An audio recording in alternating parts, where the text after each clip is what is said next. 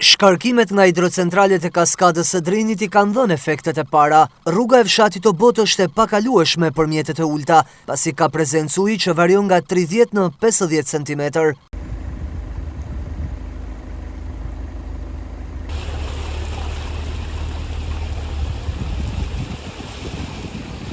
Komunikimi me Shkodrën për banorët e kësaj zone mund të kryhet vetëm me mjetet të tonazhit të lartë ose kamion të ushtrisë. Një prej tyre I vën tashmë në dispozicion. Jetesa për këtë komunitet mbetet e vështirë pasi thuajse çdo vit, po përballen me përmbytjet që trokasin si mysafir I padëshiruar çdo dimër.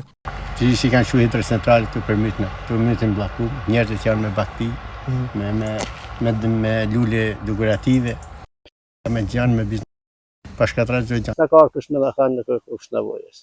Një mirë është në njëm, të të varet të kuj kene me kërku, kuj kene me shpër. Jera 10 vjetë që pa kërkojnë njëma, ito të mbere që kajta mu shkja rrugë që, nuk kalat. Një gjasti me të bloku, nuk mu të kalash as me makina, as me bicikleta, si në pak e në makinë të ushtrisë. Këna një mu, sa da pa. Të pashi do bote, e kalon mas dorë, kja vend turistik. Si ka hanë, Italia, kja Venediku I vogël I kanë thanë. Po prap, me biznes, me kështu, me kërë agriturizm, lume I buna, një perlë që pa zbulume.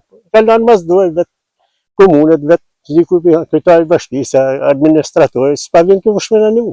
Situata në nivel qarku mbetet problematike në disa zona. Prezencë ujë në tokat bujqësore ka edhe njësinë administrative të Bërdicës dhe disa fshatra të anës së malit. Në bashkim Vaudejës, në njësinë administrative Bushat rreth 15 familje raportohen të bllokuara nga uji. Në Malësi të Madhe, Puk dhe Fusharës, ka shkarje të dherave dhe rënje gurësh në disa prej akseve rrugore.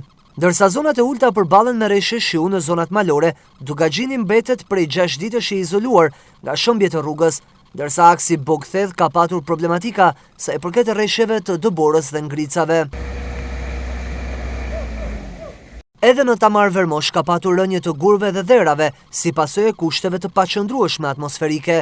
Autoriteti rrugor shqiptar ka bërë me dije se po ndërhyjnë për pastrimin dhe kriposjen e këtyre akseve, ndërsa kërkohet përdorimi I gomave dimrore dhe zinxhirëve nga ana drejtuesve të automjeteve që lëvizin drejt këtyre zonave.